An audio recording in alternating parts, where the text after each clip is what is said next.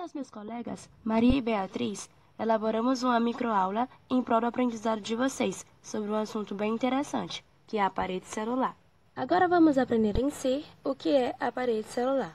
É uma camada muito resistente, flexível e rígida, que se localiza externamente à membrana plasmática. Bom, ela fica ao redor da membrana. Ela é classificada em dois tipos, parede celular primária e parede celular secundária. Bom, na parede celular primária são formadas principalmente por celulose, que é um polissacarídeo, hemiceluloses e pectinas, e contém cerca de 70% de água. Sem contar também sobre suas pontes de hidrogênio, que proporciona maior elasticidade à estrutura. Já na parede celular secundária, ela é formada principalmente por celulose e hemicelulose, e contém cerca de apenas 20% de água. Ela é mais espessa que a primária. Além de ser mais resistente, as principais funções da parede celular de maneira geral é proporcionar sustentação, resistência e proteção contra patógenos externos. Sendo assim, ela colabora com a absorção, transporte e secreção de substâncias, uma vez que é composta por lignina, presente em plantas, algas, fungos e bactérias. Elas diferenciam um pouco em relação à estrutura e composição. Ela também protege contra a entrada excessiva de água, evitando assim a ruptura da célula. Glicocálice é um revestimento formado por uma camada frouxa de moléculas glicídios, lipídicas e proteicas, entrelaçada, situada externamente à membrana plasmática de células animais e de alguns protozoários. Atua proporcionando resistência à membrana plasmática, agindo contra agressões físicas, que são choques mecânicos, e químicas, que é a intervenção viral ou bacteriana do meio externo, conferindo capacidade de reconhecimento de substâncias nocivas e retenção de nutrientes. Durante a diferenciação celular, o glicocálice desempenha importante função relacionada a seus receptores, assimilando estímulos que irão à organogênese, ou seja, a formação e distinção dos tecidos e órgãos. A membrana plasmática ou plasmolema é um envoltório fino, poroso e microscópico que reveste as células dos seres procariontes e eucariontes. É uma estrutura semipermeável responsável pelo transporte e seleção de substâncias que entram e saem da célula. Apenas com o desenvolvimento do microscópio eletrônico foi possível a observação da membrana plasmática. A membrana plasmática tem como função a permeabilidade seletiva, que é o controle da entrada e saída de substância da célula, proteção das estruturas celulares, delimitação do conteúdo intracelular e extracelular, garantindo a integridade da célula, transporte de substâncias essenciais ao metabolismo celular, reconhecimento de substância graças à presença de receptores específicos na membrana.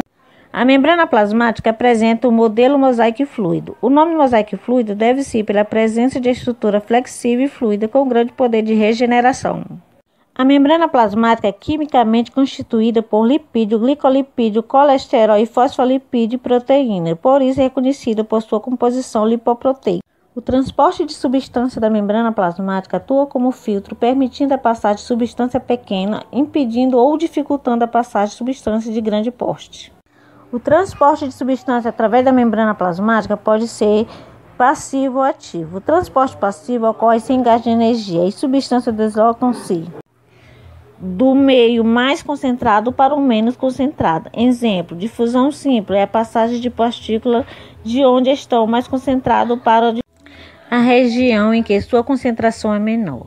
Difusão facilitada é a passagem através da membrana de substância que não se dissolvem em lipídio com a ajuda das proteínas da bicamada lipídica da membrana. A osmose é a passagem de água de um meio menos concentrado hipertônico para outro mais concentrado hipertônico.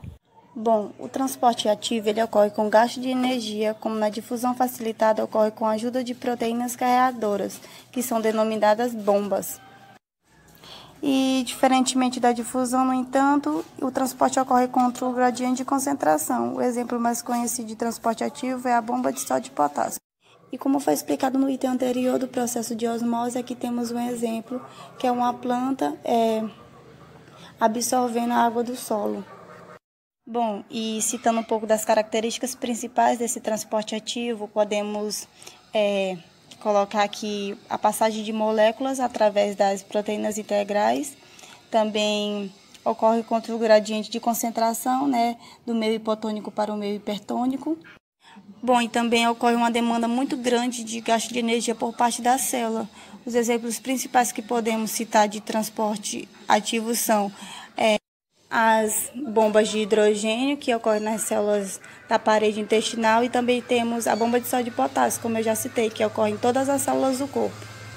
Bom, a endocitose é a entrada de partículas grandes dentro da célula, e a exocitose nada mais é do que a eliminação dessas partículas grandes de dentro da nossa célula.